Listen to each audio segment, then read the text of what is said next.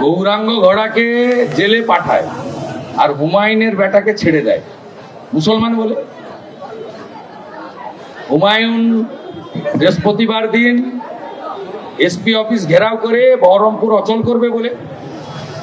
তার মানে এই সরকার জামাতিদের কাছে আত্মসমর্পণ করছে, এটাই তো প্রমাণিত হয়। গৌরাঙ্গ ঘোড়া তিনি এই ঘটনার সঙ্গে যুক্ত নন, তফসিলি পরিবার, শিডিউল কাস্টের লোককে কোর্টে যেতে হয়, বেল ক্যান্সেল করায়। আর হুমায়ুন সাহেবের ছেলে মুসলমান বলে ধমক খেয়ে তাকে 6 ঘন্টা পরে থানা থেকে ছেড়ে দিতে হয়।